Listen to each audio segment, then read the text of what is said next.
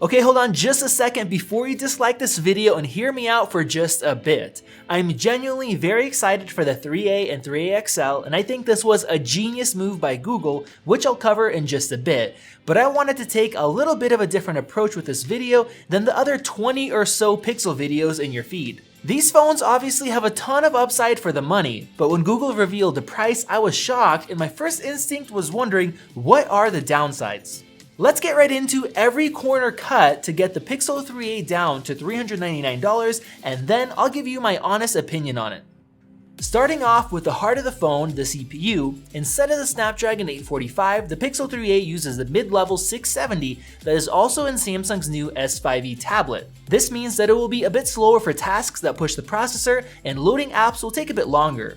Comparing benchmarks, the Pixel 3a is about 30 to 40% faster, but it's not that far off from the Pixel 2 and will likely have better battery life than both. But on the graphics side, there's a huge difference, even between the Pixel 2 and 3a, so gaming won't be a strong suit of this new phone. Along with that, we are missing the Pixel Visual Core chip designed to process images faster and with less power. Google isn't removing any of the software features, but this will likely mean you'll need to wait a bit longer for your HDR or portrait photos to be processed. We're also missing something else related to photos, and that's the ultra-wide selfie camera on the front. That's not a big deal to me personally, especially at this price point, but let me know your thoughts down in the comment section below. The base RAM and storage is exactly the same as the flagships, but the 3A phones are limited to just that, so if you need more physical space, you'll have to look elsewhere.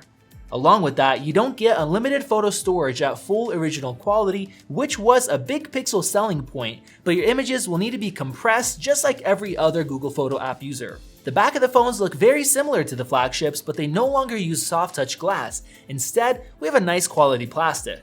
Personally, that soft touch glass always felt slightly plasticky to me anyways, so this isn't a deal breaker. Unfortunately, with that change, two other features that I care about have been removed. That's wireless charging and water resistance. Once you get used to these comforts, it's hard to go back. Flipping to the front, we still have dual speakers, but they are no longer both front firing. I really want to hear how the 3A speakers sound. If Google pulls it off right, it should still sound great like the iPhone XS and Samsung's S10. Along with that, the Pixel Buds are no longer included in the box. The displays are still OLED, which is fantastic, but if we take a look at the XL model, the resolution is slightly lower, and overall the phone size is larger and it has thicker bezels.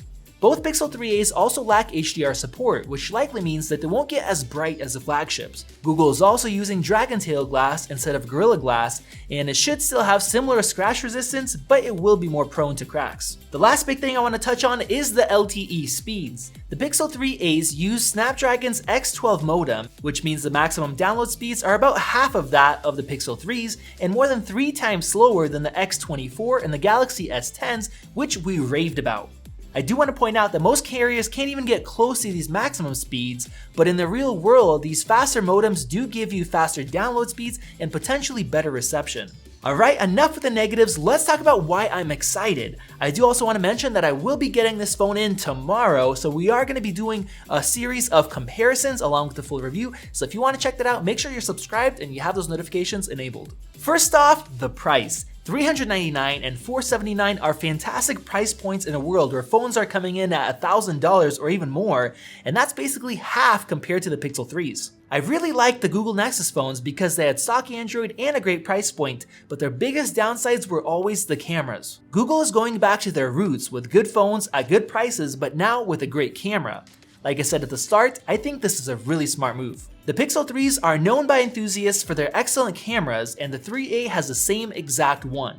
Personally, it wasn't my favorite because I thought it had a bit too much contrast and the white balance was too cool. In The Verge's video, they showed off a series of side-by-side shots, and interestingly, one set of images had less contrast and warmer colors. They didn't say which one was which, but I presume the Pixel 3 was the one that had cooler tones since I can consistently spot it in different camera comparisons. If so, I think this camera will be even better, at least to my eyes, and even without that visual core, this will be by far the best smartphone camera for the money. We'll be doing some camera comparisons with our Pixel 3a, so make sure you're subscribed. The second biggest shocker is the display. No, it's not the best, but it's still an OLED, which is awesome, and unlike the iPhone XR, it still has a high resolution. Because of that, I think this screen should be great to look at, and that's not even mentioning the fact that it doesn't have a notch. The battery powering the screens are larger, with the Pixel 3a XL coming in at 3700 mAh, which when paired to the still high but lower res display should result in great battery life, and also an easier time for the lower end GPU and CPU to handle.